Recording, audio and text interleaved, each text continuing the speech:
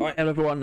What's going on here? Well, basically, I've had a busy day, so I'm actually starting recording at like half 3 p.m. But we've been literally tearing up the living room, putting new carpet in. Side product of that is I get this awesome new cabinet, which was in the living room before.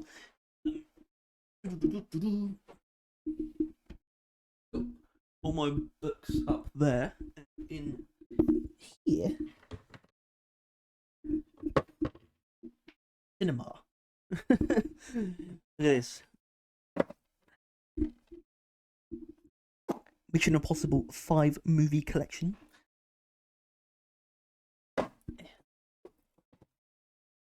Anyway, that's probably really loud. You don't care about that. I'm gonna make sure my Xbox is working. What is this? Look, every warning in this rotation, aside from the double warning, is Evermine outbreak, which I don't even necessarily hate, but it's still really bizarre. Anyway, so if you'll ignore that strange little intro, welcome back to Build Showcase, Overclock Showcase. You fool. Anyway, back to Scout again, which means it's actually I guess the last Scout primary. And if you watched the end of last episode, you know what that means. We got impact deflection for the Drac. Let's quickly go over what's going on there as far as like my builds go and all that kind of stuff. Impact deflection is of course, don't know what that was. Impact deflection is a balanced overclock for the Drac. It basically makes it so projectiles are bouncy. They bounce once. Also adds a slow rate of fire. It's an overclock I have a lot of fondness for. I'm actually very excited about this episode because I've been an impact deflection sort of user since before it was even a balanced overclock. It used to be a clean.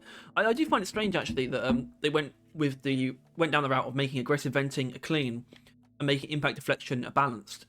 Given that impact deflection, it's kind of still a clean anyway, and aggressive venting is so overpowered it should probably be unstable. Don't know what that's all about. Anyway, point is, impact deflection is really, really good. It is mainly good at being a AoE tool. We'll be getting to that with the second build. Actually, I want to save the best till last. But the second build is glorious. There's something about combining this thing with Plasma Splash that just creates it's just wonderful. But so obviously the point of these videos is I'm meant to come up with two builds that I think work well enough on Hazard 4 and below. Obviously Hazard 5 is still potential there. I play on Hazard 5 plus even. But the goal is to make something that is passable, but is very distinct. That's the point. You know, I'm not considering like making an amazing build for both, like two amazing builds for an overclock. Just two different builds for the overclock, as different as possible. And oftentimes with Scout, especially when it comes to a primary overclock, that is going to come down to me basically making a cryo version and a non-cryo version. And today is no different. We have a cryo version of impact deflection right here. Let's I'm going to quickly explain my cryo dealer, I suppose, my freezer in this case, which is Bolt Shark with cryo bolts. Now, I've been on a weird little journey of figuring out which out of cryo bolts and cryo minelets I think is actually better. And I've discovered I think they are both good for different reasons. I think in the Zhukov's case, they are a lot better for more precise, when you need a more precise amount. When it comes to groups of enemies like grunts and swarmers and that kind of thing, mainly that, and maybe Praetorians as well. But where the Bolt Shark kicks in is the fact obviously you do get your special bolts as well, and it is nowhere near as bad against flying enemies on walls, and it has really nice breakpoints for freezing single targets. Things like one arrow for, or one bolt for a warden, or two bolts for a Praetorian, or 3 bolts for an oppressor, 3 bolts for a goo bomber, 2 bolts. I think it's 2 or 3 for a breeder, but then it's 1 bolt and a grenade for a breeder is actually how we're going to do it. So cryo bolts a lot of really nice breakpoints, and it does allow us to take a second bolt as well, which I'm going to explain quickly why it's a chemical explosion. People might think, why aren't you taking pheromones? And the reason I'm not taking pheromones is because I do believe that cryo bolts are slightly better for AoE, for single target than AoE. When it comes to AoE, we might put down 2 bolts in front of a large group of enemies, or we'll attach a bolt to the strongest enemy, like a guard or something. And that will usually work to freeze groups of grunts. But frankly, I think that's not exactly where cryo bolt strengths lie. I think That's its weaker aspect when compared to cryo mindlets, which is why we take chemical bolts because they give us a direct means of AoE. However, the impact deflection, the drag in this case, is still actually pretty decent at crowd clearing, but it's also built to be very good against frozen enemies. Also built to be very good against groups of frozen enemies as well, both kinds, frozen groups and frozen single targets. So the drag itself, this is basically based around bouncing projectiles between frozen enemies, which just clears them insanely quickly. And this works well on plenty of single targets too. It's a high fire rate weapon with a damage upgrade over an ammo upgrade. It's going to do well against anything that's frozen, and you will see that. But what you're also going to see is really sort of interestingly powerful kill time against something like a Praetorian. The Praetorian is the most interesting one of all of them, in my opinion. We're definitely going to encounter some, and you're going to see how strangely strong this is against them. But it's also built to be a good generalist weapon anyway. So I've got Velocity in tier 1, which is just so we don't have to worry about that kind of thing. There's a weird thing going on with Velocity where I can't quite tell how good it really is, but there's something about for our second build, we're kind of having a more spray and pray, slower like storm of projectiles works well. In this case, we work a bit better with a more precise sort of like bolts of plasma type thing that bounce once very quickly. Tier 2, we take the damage. This helps for a lot of reasons. Helps with the cryo aspect, and we also don't need to take that ammo because we're not focusing on AoE with the plasma carbine. The truth is, plasma splash gains no benefits from taking more damage, which means we don't take the damage for that build. We're going to be taking ammo because we just want more plasma splash. In this case, we get an excuse to take damage. Tier 3's accuracy, for the reasons I just mentioned, it helps for this build to be a bit more accurate than the other, just a bit more responsive. Tier 4, electricity. Why? Well, I think it helps in lots of scenarios. It even helps against frozen enemies. Obviously, not really, but it still damages them. And armor breaking is somewhat nullified by our ability to freeze enemies.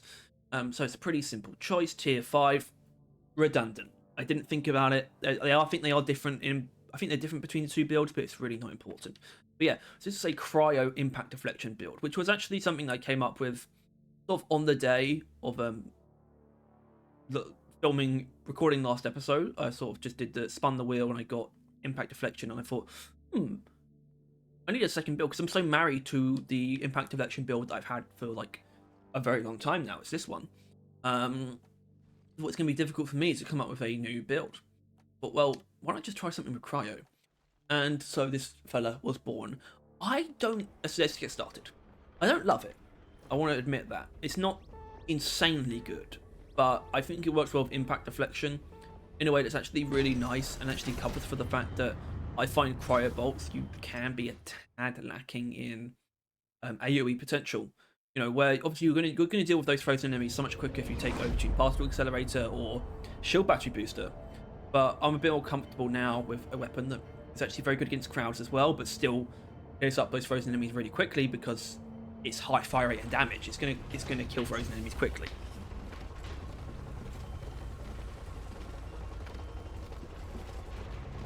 Hardly rocket science, basically. Anyway, let's get started. I almost expected to be whipping out the boomstick when I switched to my secondary. Alright. Alright.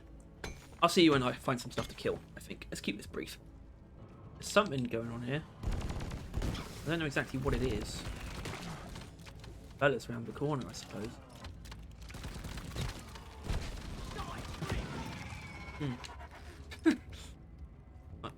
Most impressive, like, first encounter. Is that gonna go off? It is. So I guess we will put a cryo on it. That should work. Oh.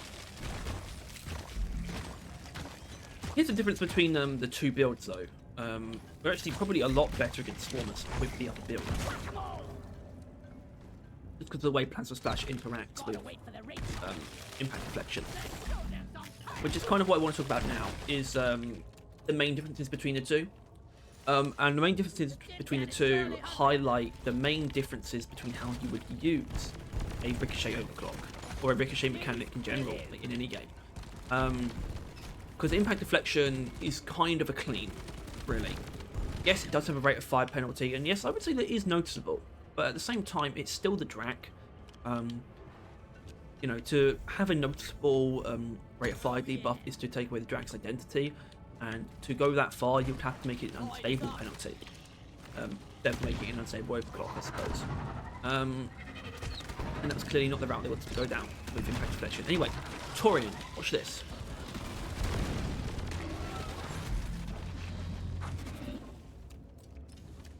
Yeah, I'll explain that in a minute. But basically, what I mean by impact deflection being a clean is that it's just pretty ridiculously free. You really don't suffer for what you get. And the reason why this build is the way it is to highlight a way that you might use a ricochet overclock, a clean ricochet overclock, just sort of as a bit of a free bonus. Obviously, there are quite specific things, the Praetorian being a prime example of something very specifically good about this. Spitballer being the other one. What's this? Yeah. But it's kind of just a bonus that happens occasionally, you know? And that's often what ricochets are. It's just something that you hope might be beneficial at some point, which is why the fact that it's basically free makes it such an easy pick, you know, because you're really not missing out on anything, and you might gain something from it. And that's fine, and that's why it's kind of constructed around Cryo, which is something that's very easy to make strong. So I think it rounds out to being like fairly sensible. But there is the other way of building a ricochet build that I prefer, which is the one that taps into the fact that it is a ricochet and making that very specifically a reliable way of doing more damage. And you'll see what I mean by that when we actually use it. But basically, mainly because of Plasma Splash and the way that it works, there is a way to basically turn the ricochet mechanic into something that is extremely reliably a sort of extra damage. Also, that sucks. I guess the best way to do in a Goo Bomber probably would be to use a single bolt and then a cryo grenade. Based on that.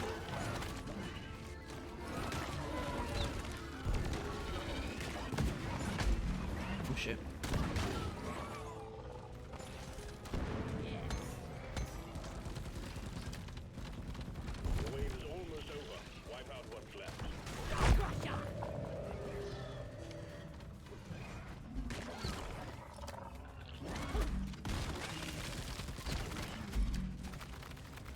Yeah, I do find Cryobolt's a bit weird in terms of like, is this really worth using one for this scenario?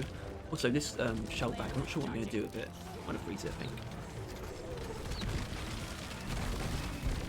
think. You can't really freeze shell bags. I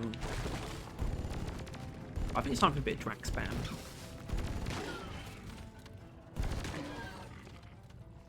I've actually been using the crossbow a fair bit. It's actually been kind of the other way around when I've been doing missions in like preparation for this. I've usually been using more Drac ammo than anything else. I got the cave leech. Anyway, a takeaway from that is you saw how good it is at single target damage, the build. And sometimes we need to play a little bit of run and gun, hordes are no problem. Well placed chemical bolts, or when the enemies are dense enough, use a couple cryo bolts to freeze them. Or if you're lucky, using a cryo bolt on like your single target, but freezing enemies around them just works very well. And the Drac just has a lot of ammo and a good amount of damage. It's just a very reliable firearm in a very like, basic sense. And it's like things like something that neither cryo bolts nor cryo mines are good at is Mactera. Except I guess the Goo Bomber I think will work where I think a single bolt and then a grenade should do it. Much like with a grabber where a single grenade will do the job. You're not going to be using the bolts there anyway.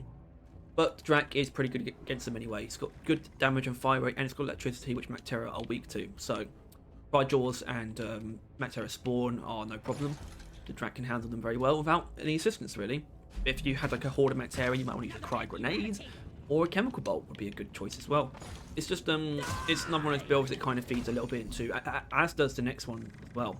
Feeds a little bit into my very like specific philosophy of build making, where I think the best builds are the ones where you know what to do in any given scenario, no matter how overwhelming. Even if the scenario does actually end up overwhelming you, you at least knew the best thing to do in that scenario based on what the scenario was and what you had. And those are my favourite kinds of builds.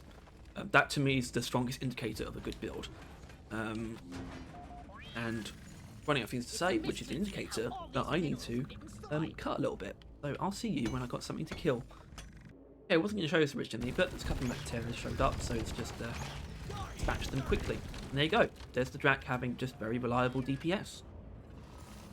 Enough said. Dingtail. Very handily, and I'm just going to make Boscode not do anything to it.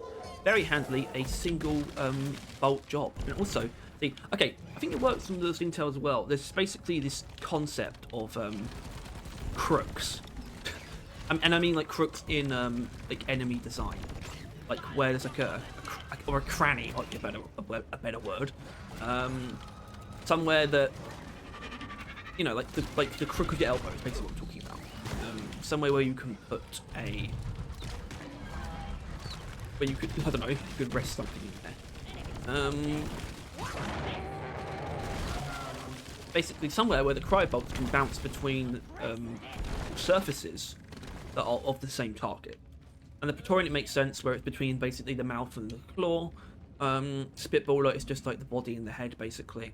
And Stingtail, I guess we can get that effect just in sort of the curve of the tail. It sounds almost abstract, but the reason why I would say it isn't is because something that's really understated about DRG is how like really fantastic the enemy hitboxes are. You know, you've got these enemies that are all like multi-limbed, like fairly, as far as their overall shape goes, quite complex designs. A lot of them, lots of limbs and sort of strange placements of heads and sort of protrusions. And yeah, the hitboxes are all extremely precise. You know, you don't shoot past things by accident. You don't hit things when you should be shooting past them. It's always pretty comprehensive. And so I think something like using that to our advantage as far as like bouncing plasma balls between those parts of an enemy goes, it makes sense because it's something that DRG is actually quite good at. A swarm of Bacteria.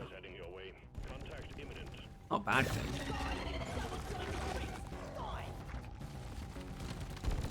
Probably going to want to use this environment here, so I'm just going to resupply. It's cutting thing now. So we're going to see how this thing fares in a very solo sense. I think you'll be using poison bolts though, but this is going to be a drag job for them. Do I have a resupplier? I do. I should take a resupply. Right.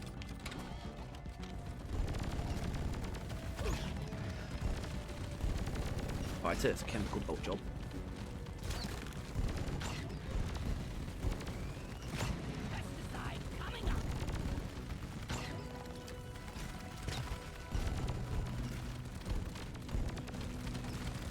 Oh, that's not going to affect any of them.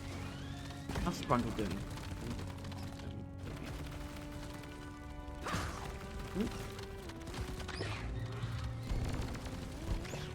Bundles, I do believe, are a single cryobolt job. I think all of these Bacteria are. It's just oftentimes so easy to kill that it's not worth it. But I think we will. Oh no, there's going to need two, which is kind of annoying.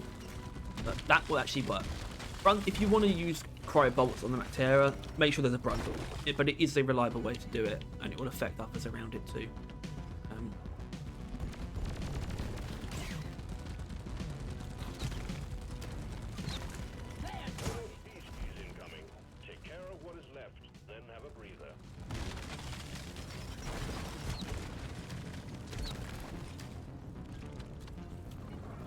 That should definitely freeze that one next time, right?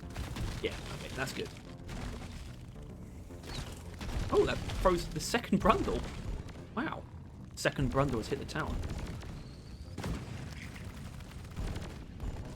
Nice.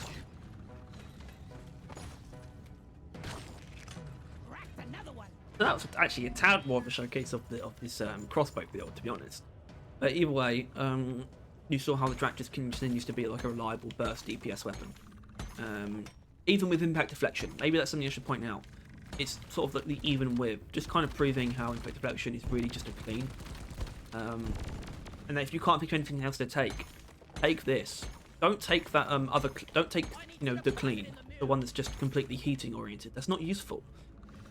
I think those overclocks are in just out of obligations. It's like, oh, we should have something that's sort of focused on like miscellaneous stats of the weapon.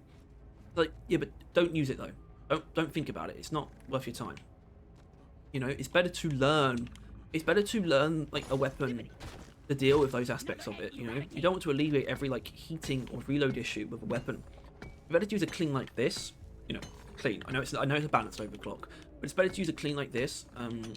That still forces you to use the weapon normally, therefore making you more, probably making the more extreme balanced and unstable overclocks more accessible to you.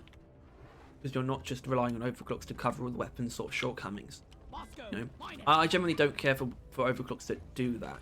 You know, even though some of my favourite ones, like the clean ammo and reload speed one on the Warthog, I really like it, but I don't see it as covering up weaknesses.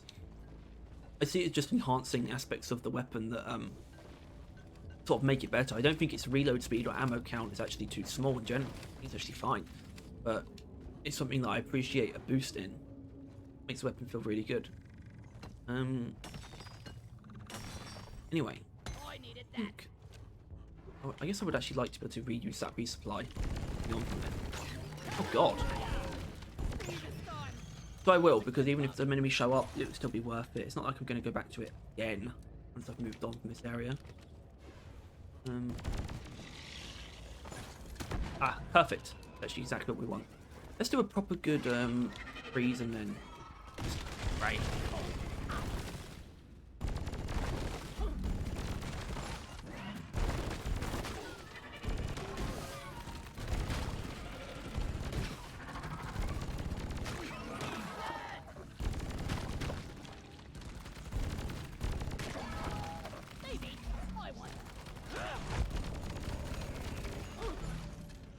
That's a combination of being very good at just clearing out groups of frozen enemies, but also just Distract being fairly good at doing that anyway, even without cryo.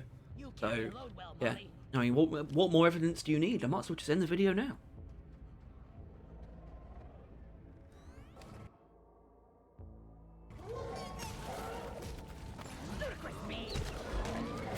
It's actually in the right place. Oh, it is. Okay. Yep, there we go. Perfect.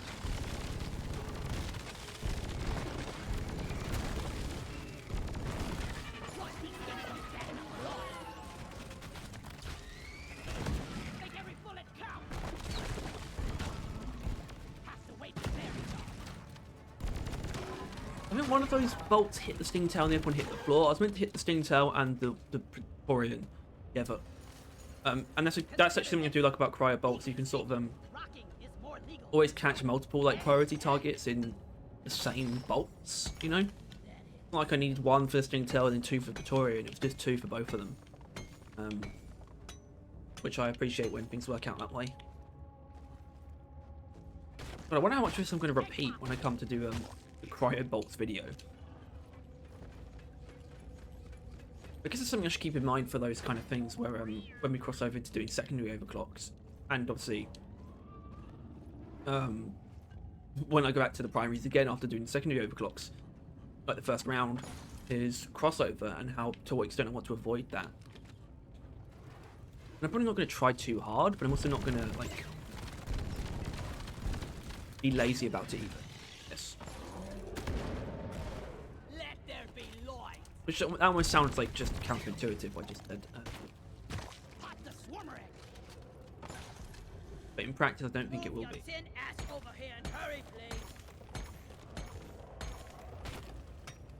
I heard that Stingtail. What was the Stingtail, right?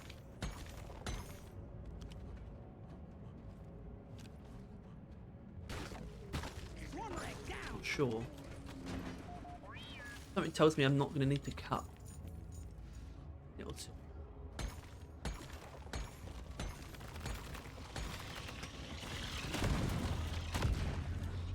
Like I was correct. Right, let's do a standard firebolt move.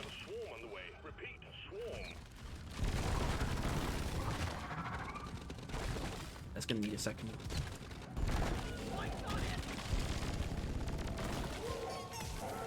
Whoa! What's going on here? Where'd the spiders come from?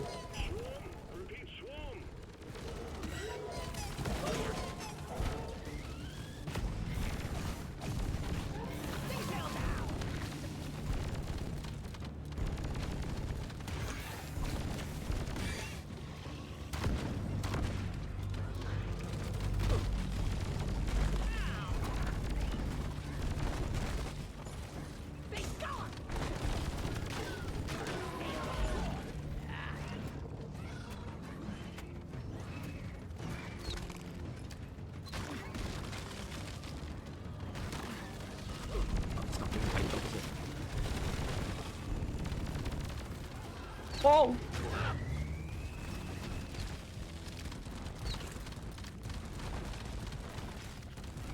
Oh! She didn't accept my terror there.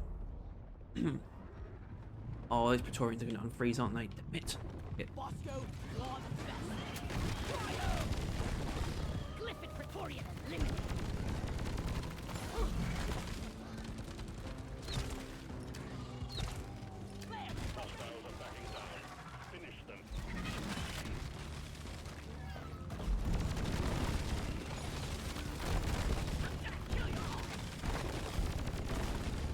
Whoa!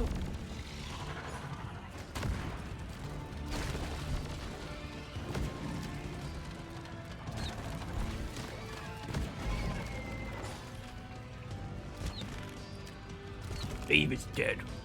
Only Eve. Shit.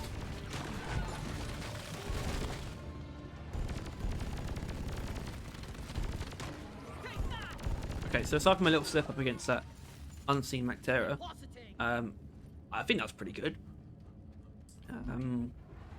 Or how just sort of spamming cryo bolts works, but the Drax still just reigns strong throughout. It doesn't really need this stuff, but it also just benefits a lot from it at the same time.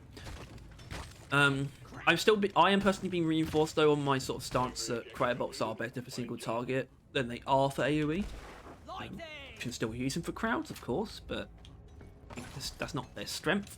I mean, their strength is singling out enemies and freezing them so they can be obliterated.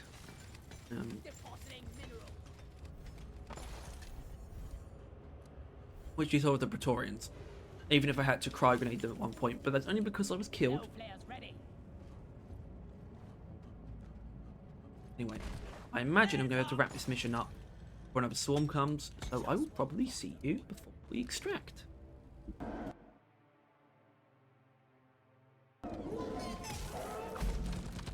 I don't like it when Bosco does excess damage that I'm about to deal anyway. Make for a good showcase. Oh, hello. If we were really lucky, these projectiles would bounce into other nodules, but that's just clearly not going to happen. Oh! Oh dear. Bosco, you got to lock in, mate. He technically did, but didn't account for the scale bramble.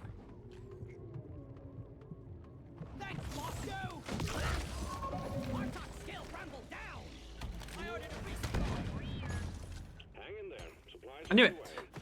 As soon as I saw Bosco go into combat mode, I knew there's another great grabber, isn't there? Grabber. And Bosco's not going to lock in for this one. Okay, I'm stuck on no lives for the rest of this. For extraction. I genuinely, I literally don't have game resets. It's actually really worrying how I can have played this game for so long and I just don't think about them. And it's because I probably played more with my sort of higher, pretty upgraded Bosco. So I would have been slightly younger a couple of years ago. I probably would have played consistently for at least 3 years with my Bosco just pretty upgraded, because when Bosco has increased bullet damage and electric bullets, I think you can have both of those. He takes out, and this is even on Hazard 5, he takes out cave leeches so quickly. I just didn't have to, because I literally didn't have to worry about them because Bosco would just kill them instantly. I feel like I might still be just trained on that sort of instinct, but really for them to not be a problem, basically.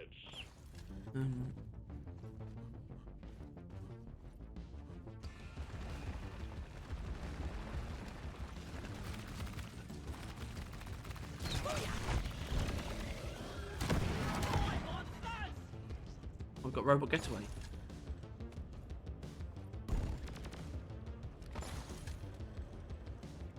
Go, go, go! Drop on this way!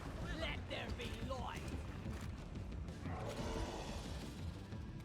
No point freezing a spreader? I would say probably not. But they do freeze fairly quickly. They have like actually one of those small like crooks that I was talking about, where we can sort of get multiple, or get the bounces in on the same enemy. That's an yeah, it's almost an oppressor. Departing in T-minus 4 minutes.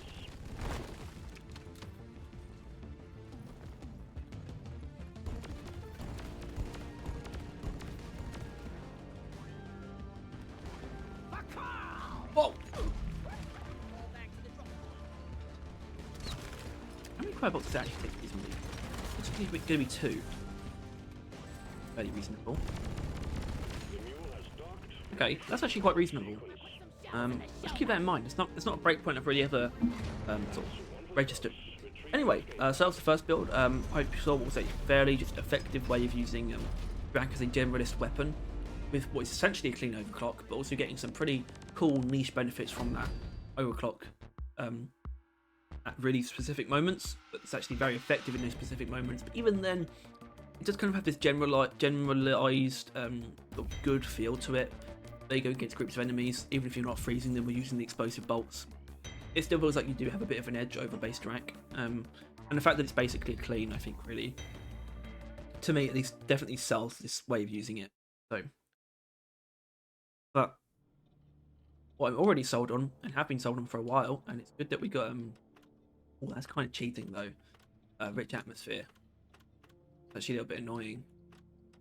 I will take it, however, because I was planning on doing a one of these anyway. Eliminate. Actually, am I going to do elimination or am I going to do a scan? Huh.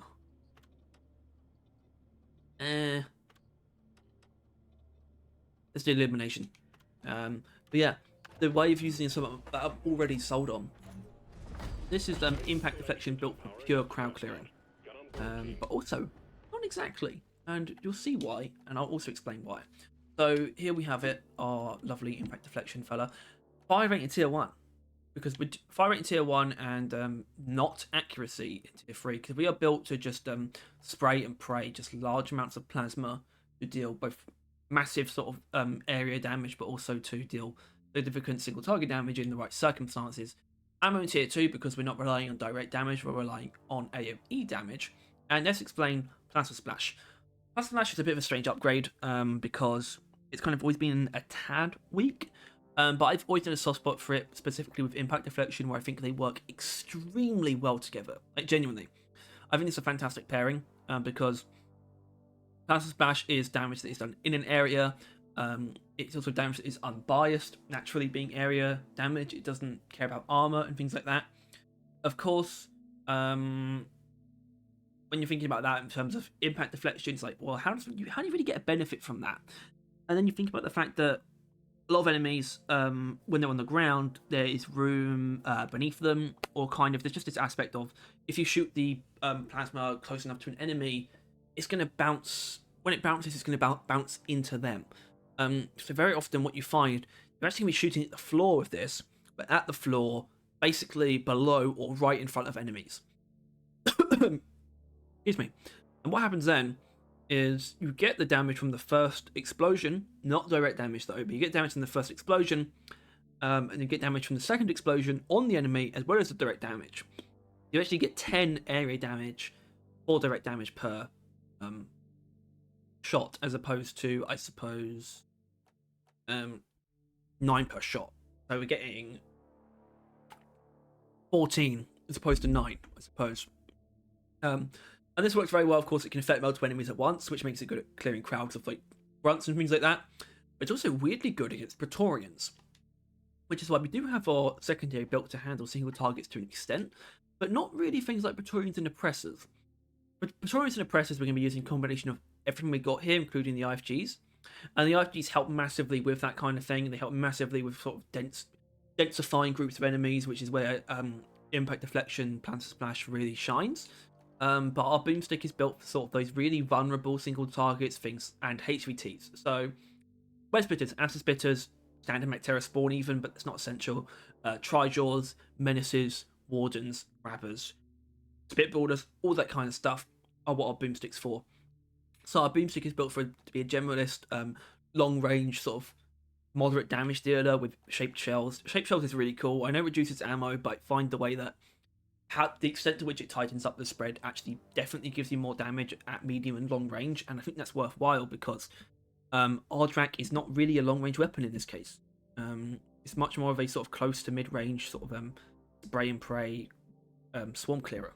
So having a secondary that's really good at taking out high priority targets at long range is extremely useful. When every part of it is built around that, we got tungsten coated buckshot to get through sort of that armor that can be kind of annoying at range, especially on something like a Brundle. White phosphorus is also really good because of how tight the spread is. It's very reliable to set things on fire at range anyway. So like things like anti-spitters that don't usually go down in one shot, usually actually do because of the fire. Also, I just want to point out how good this thing is against goo bombers. It's amazing. Hopefully you'll see that. But yeah, so these two there's no direct like combo, but they synergize very well. They complement each other perfectly, in my opinion. A really good feeling build that sort of combines being effective at single target and AoE with sort of kind of all aspects of it. The boomstick is really a HVT, but also kind of finisher for single targets, while the Dracket is a bulk damage dealer for hordes and single targets as well. And the IFG kind of just wraps everything up and complements both weapons. So hopefully that's what you're going to see. The truth is, I do find eliminations to be a tad dubious with this, especially after using it the other day. I was like, this elimination could have gone better, but it's still really good at dealing like significant unbiased damage. So what we're actually going to get out of the Dreadnought fights is seeing this impact deflection build that I'm claiming is meant mainly for AoE, but you're going to be seeing it doing quite well against very specific single targets. Dreadnoughts, but thankfully eliminations also bring with them pretty big pressure waves, so we will get our fair share of swarm clearing as well. So yeah, and if y'all don't mind, I'd like to oh my, that's not what I expected, but I would like to touch on what's going to be happening next week. Obviously we have an On the Horizon stream coming up, which is going to include a lot of reveals about Rogue Core, and yes, that does date the video, but at least it's not going to come out after things happen. At least I'm safe from that. But I'm just wondering what we're going to see. I know we're going to see a lot. I know we're going to see screenshots and gameplay in motion. I know they're going to talk about lore and art and design and things that we care. Like lore is actually a really cool thing that they've specified they're going to talk about. But who knows how much we really see? Who knows how complete what we're going to see is going to be? How different it's going to look from DRG? How much we're going to know? There's going to be any updates about things like release date and things like that? Who knows? But maybe we'll find out what there'll be in that stream 2 days after this comes out, and it's a scary thing, and it is scary. I'm really excited, which makes me kind of nervous because the truth is, with these On the Horizon streams, there's always been a big caveat. Okay? I would say the first one, which was last year in October, and that was when Rogue Core was first announced. I would say that wasn't really positive overall. It was such a weird curveball for them to throw at us. But it's kind of come out to be something positive. But the last one in March, which was a very big sort of Season 5 expose, it was great because of how good Season 5 was, how good it looked and how good it ended up being. But they announced a Rogue Core delay in that stream. It's a really big sort of kind of just caveat, sort of sour taste to leave, really, that they only barely usurped, or outdid with how good Season 5 was. So I do worry. It's like, hope they can sort of.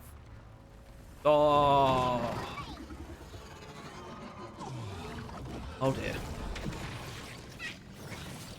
I'm gonna have to play as if I only ever had 2 lives in the first place. I think that's the only way I'm gonna get through this.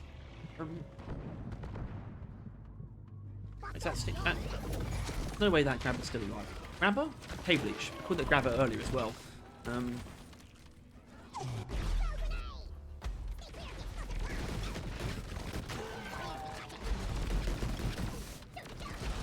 And there you go. At least you got to see absolutely tearing apart a horde. Now, I really fucking hate barrage infectors. They're awful, aren't they? It's not dead. Ugh. Let's go, please. Please, let's go. Oh my god. I'm telling you, my cave reach sense is like, it's actually negative.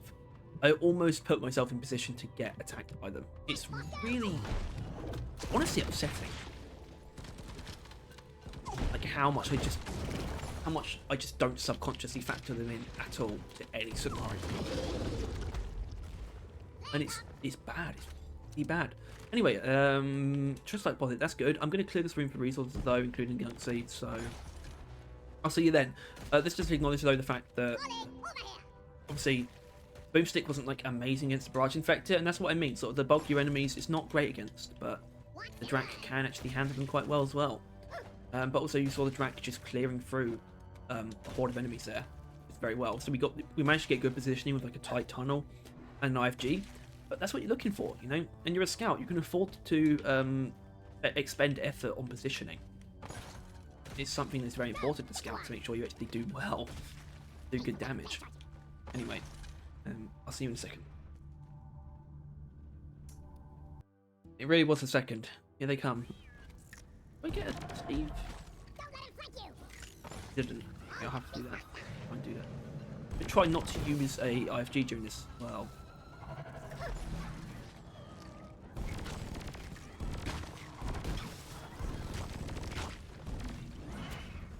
Actually, I don't think I'm going to have a choice. I'm going to press it kind of demands it. Which is why I might as well throw the IFG out now.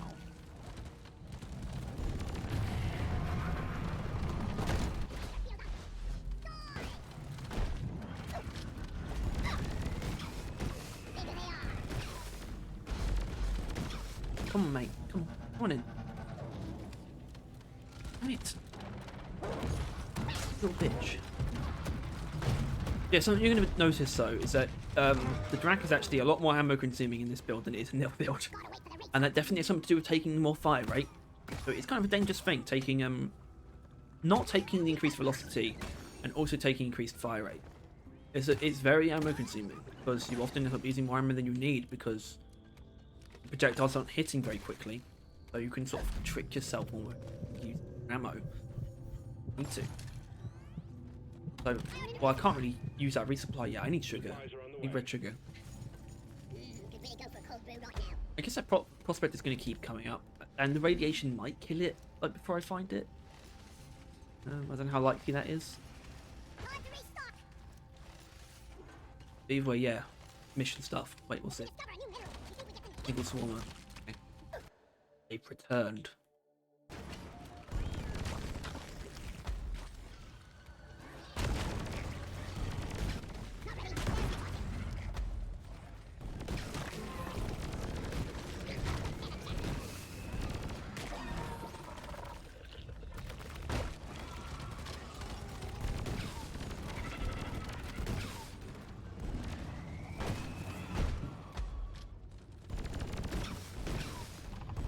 Okay. Yeah, but this build is definitely much more run and gun, quite aggressive, ammo consuming. I definitely acknowledge that. But I still just think it's a lot of fun and strong. I've been through sort of periods of not knowing exactly how to build a secondary for this. I have used jumbo shells before, but it kind of winded up being like, I need the range for this boomstick. I need the range is the thing that's missing here, which is why it was never going to be double barrel either. Which double barrel, obviously that's not season 5 overclock, but I've been thinking about the new overclocks, and I mean I've only been playing Deep Rock to prepare for these videos, and it's made me kind of miss certain things like playing by pure choice, but that's not going to happen for a while, I don't think. But at the very least, there is a saving grace of when I start to do secondary overclocks, which start very soon, I'll have the opportunity to use some of the new overclocks if it makes sense. But like I'm just thinking about a lot of them, Let's get these lasers up and running. like pump action, conductive thermals, even oh shit, smart trigger for the smart rifle. I've actually used cluster missiles recently though, just to get out of my system. But yeah, definitely those, mainly those ones. But I've still had the itch to use them. Well, a tritiolite And even honest, you know what? Honestly, even crystal nucleation for the cryo cannon. nothing will. Okay, where is this? Oh, that's better. Although actually, that's not what we do in Overclock Showcase. Just like deposit means that we just get to kill shit.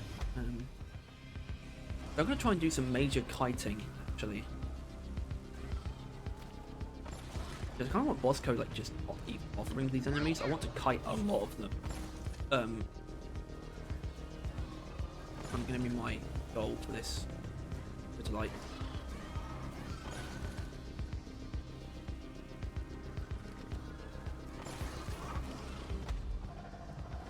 Right, is actually that is that all that's gonna spawn? I don't know if any more are gonna spawn. I should be find the tunnel. Oh, there are gonna be more. I'm gonna go up here. Or actually here.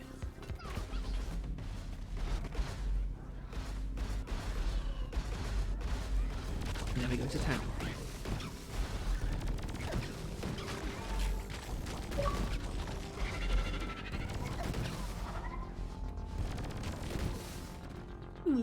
Oh, it's actually it. Honestly, that was quicker than I thought it would be. I don't know what that says. Not much. I wouldn't mind a guard. Guard would be that's thieving. Oh yeah. Yeah, where this build isn't as ammo consuming is when you do get a good sort of kited, dense group to focus on. Spread out groups it kind of doesn't like because it sort of just keep flicking between them, and you're going to be shooting a lot more because the projectiles aren't affecting that many enemies at once. So what we just had where we led a bunch of enemies into a tunnel, that's where the real benefit kicks in. Or where it really feels strong, I suppose. But I'm just going to try and use the boomstick a little.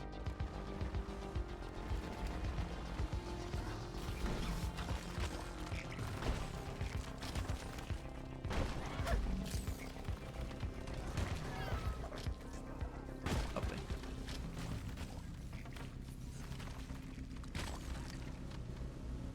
This isn't the most manic stress like deposit. I suppose I should be thankful. If I was trying to do it, it probably wouldn't be too hard. But unfortunately, I'm not actually trying to do the stress like deposit.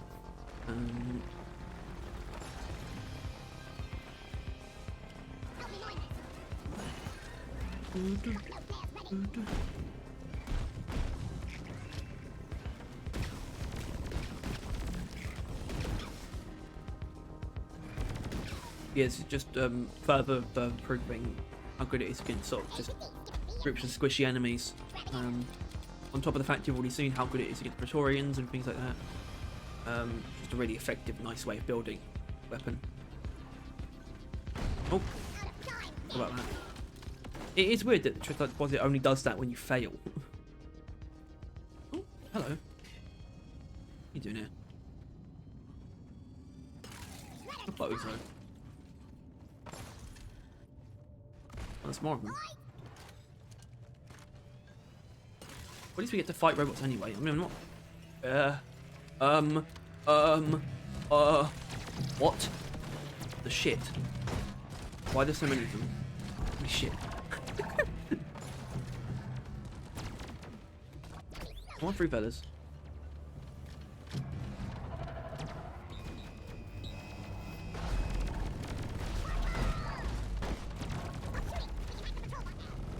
No? Okay.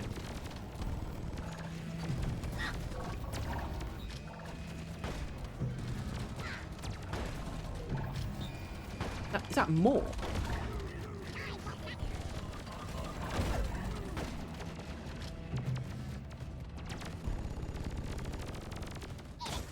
Shit. Holy. Oh my god.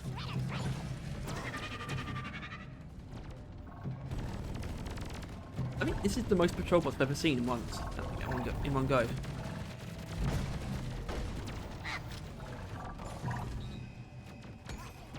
Oh, Jesus Christ.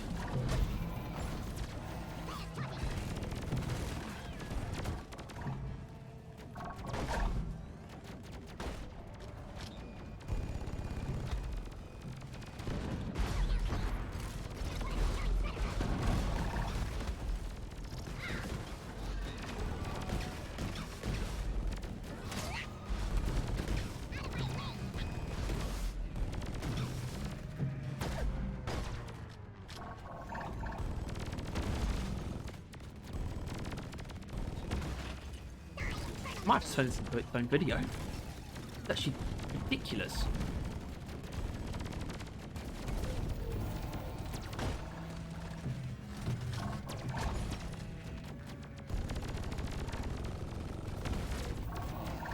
Oh, that's death. That was that wasn't good. That was a bit of a slip up.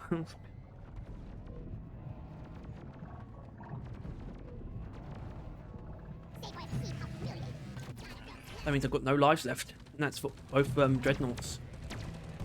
I have to share my non-existent lives.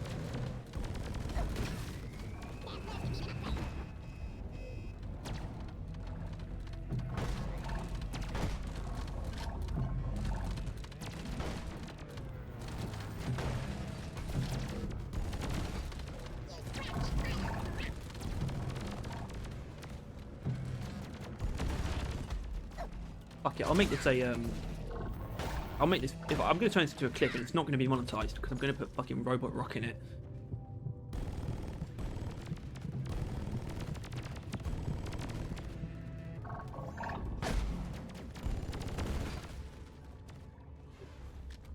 Jesus Christ.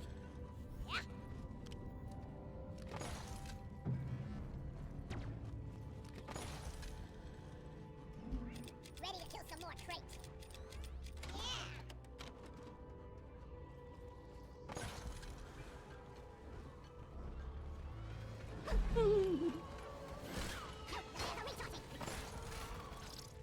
No, Vivaldi.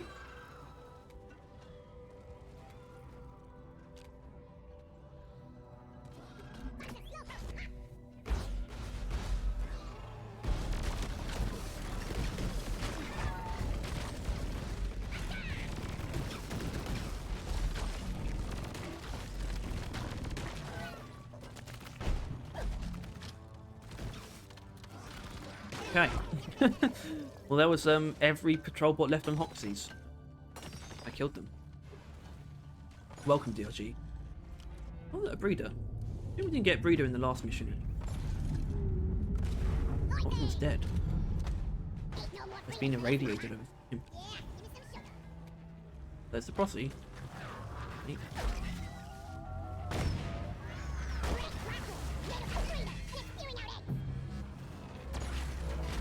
The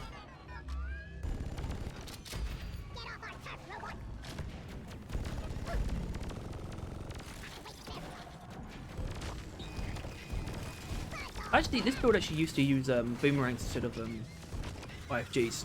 Until I realized I was just using the boomerangs out of like habit, and I'd get far more benefits out of using IFGs. So I switched. I was able to break that chain.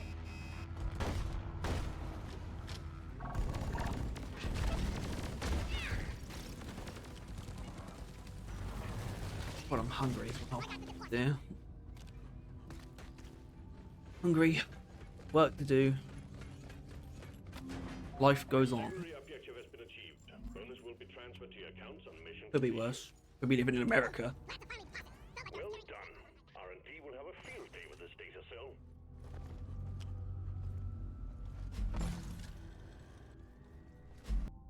Alright, well, I don't know what else to do apart from just start this fight, I suppose. Normal. Good.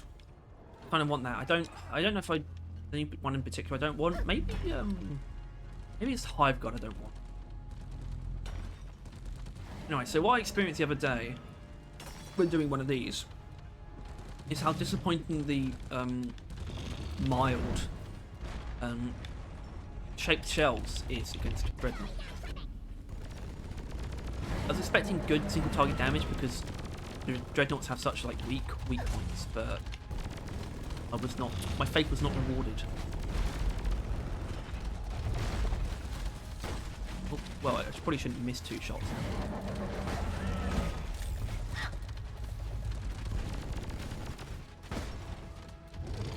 So it's actually fine. You could sort of average that out to 4 shots, find a little bit of crack work, I suppose.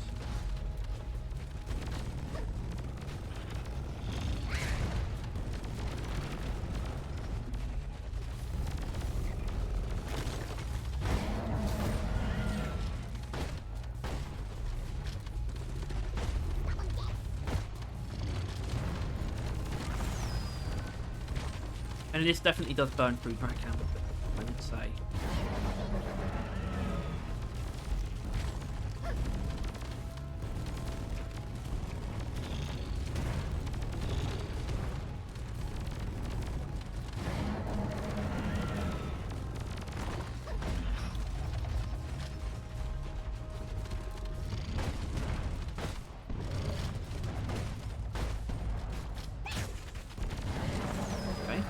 We'll use one more IFG.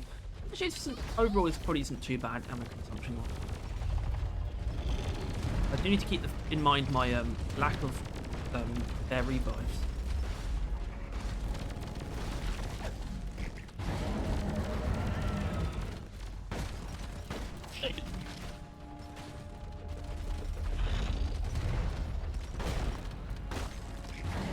Alright.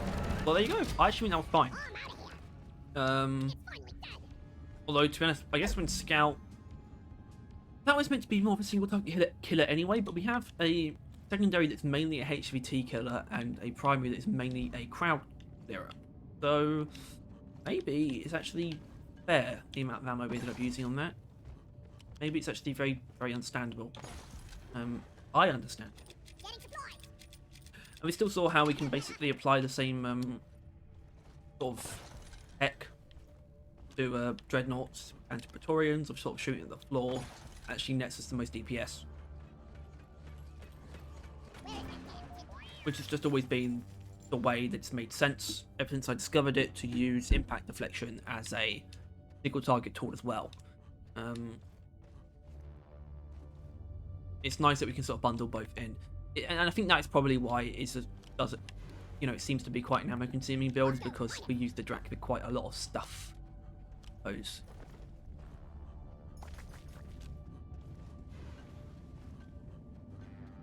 Anyway, I'll probably see you at the next dreadnought, I suppose. Unless we get... I assume this is a proper pressure wave, but I'm not. Oh my god! Oh dear.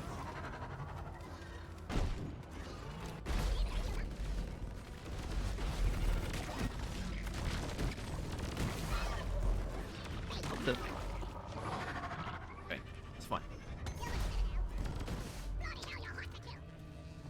Not a problem. Robot? What the fuck? Tomorrow? What the fuck?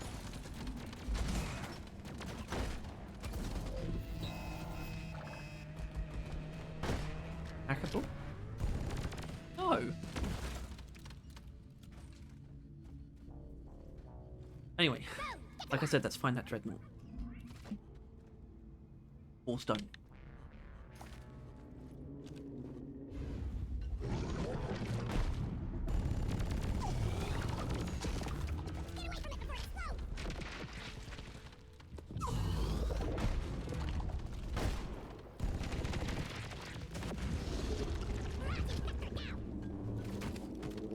I look for cave leeches. Look at me, I'm learning.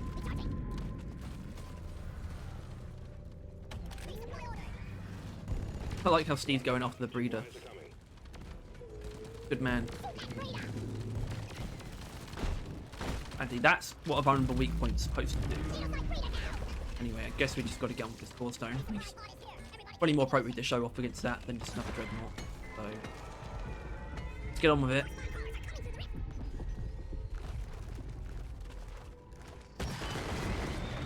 Oh mate, open up.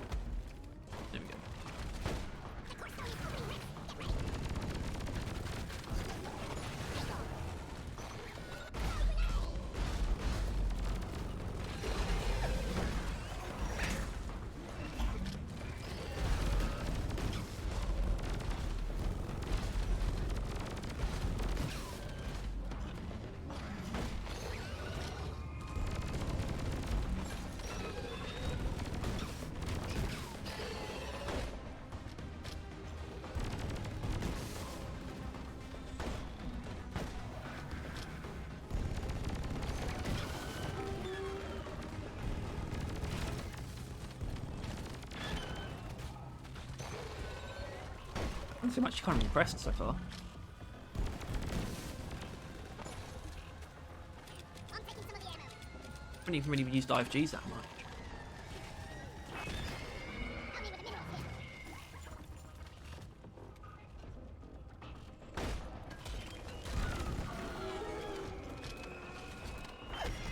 here. But I will use them.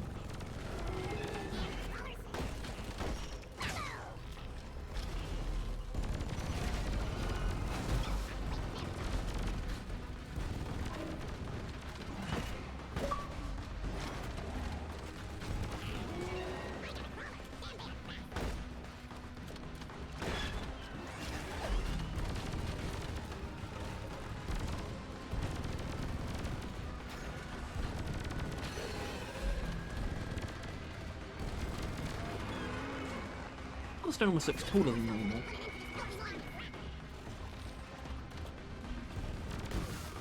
Also, that death animation's kind of gnarly, actually.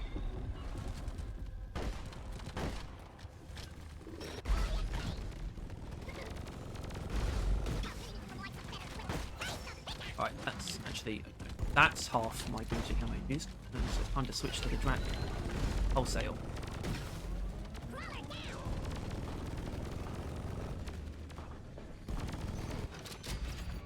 What? No, it didn't. I wasn't sure if that was actually going to break the Dreadnought Cocoon or not. Either way, Ammo taken. then there's nothing better to do than to start that immediately. The core stone has gone dormant. Nicely done. I'm sending in the retrieval pod. Get it home, team. Felt like it could have been Hive Guard. That doesn't surprise me.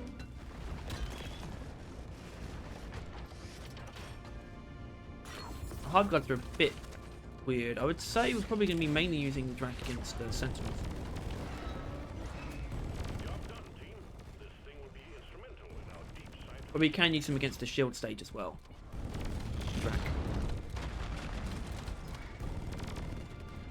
Just swarms? Oh.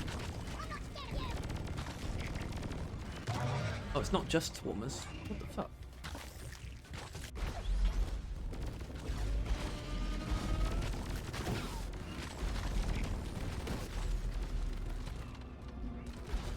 Right, while the RPG's up,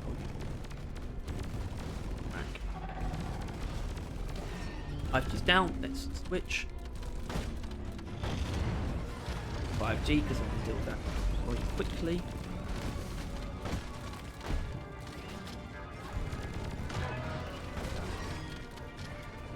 Lovely. Whoosh.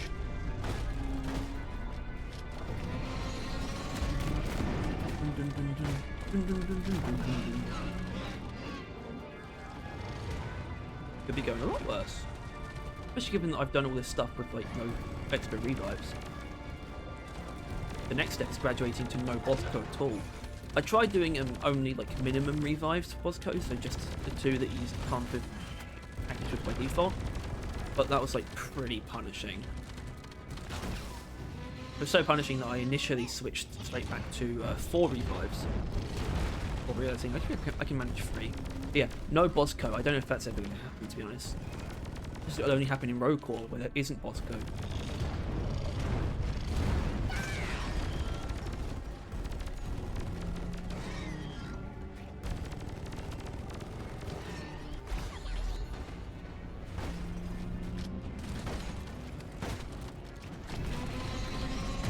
Yeah, because those rocks can kill me like instantly.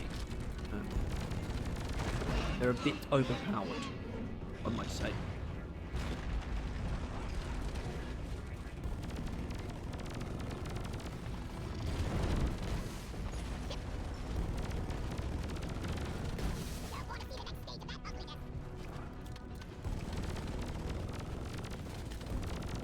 Let's do an ice sheet ban. Oh no! Perfect.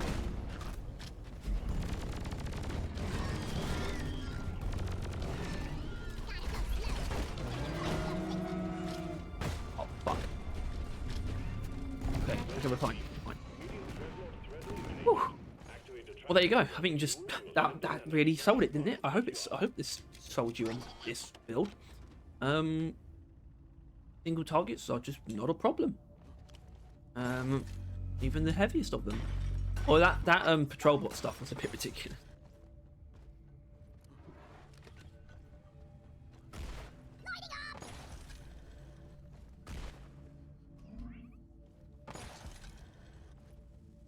Okay, yeah, we can go.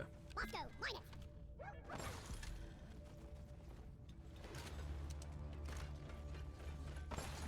Just take your sweet time, old lady. I've got all day.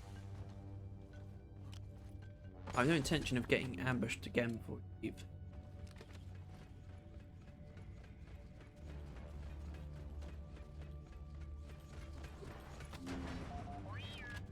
Get the hell out of here. Drop pod inbound. Good you, Molly. Grabbing ammo. That is Follow Molly. The two best extraction songs in a row.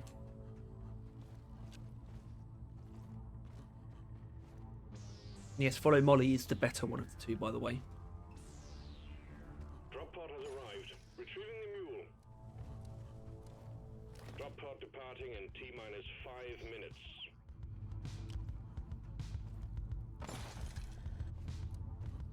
I don't normally do this.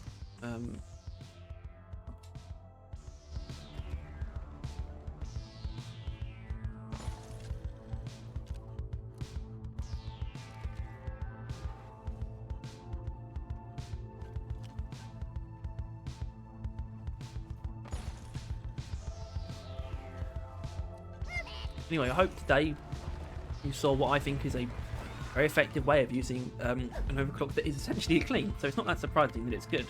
But you saw it both used in a very niche slash generalist manner, and in a manner that really specs into the fact that it is ricocheting, how that can be used to deliver something that is reliably powerful because of the ricochet.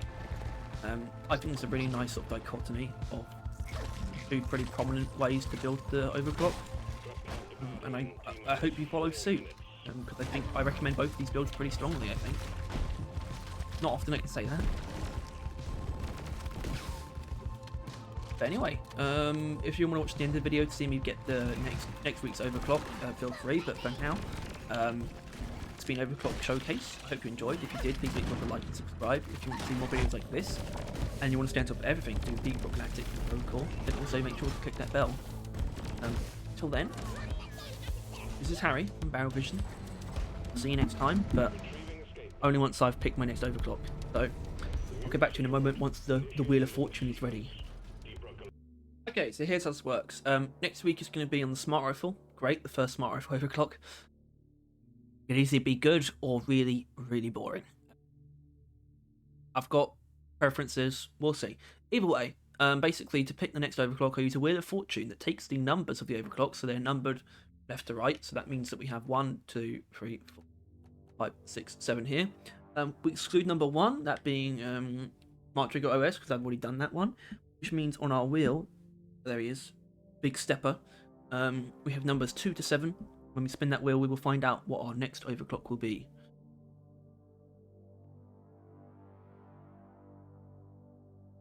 Are you... Oh, okay. Honestly, that's what I was kind of thinking of. I wouldn't mind doing. So basically, number 6 is a Razor, which is a clean. It's generally really worth using in the Smart Rifle, even though I wouldn't necessarily think it is worth using. But that'll be next week's episode. Hope you look forward to that. But more so, probably looking forward to that on the Horizon stream. Hopefully we'll see you then. Yeah. Bye.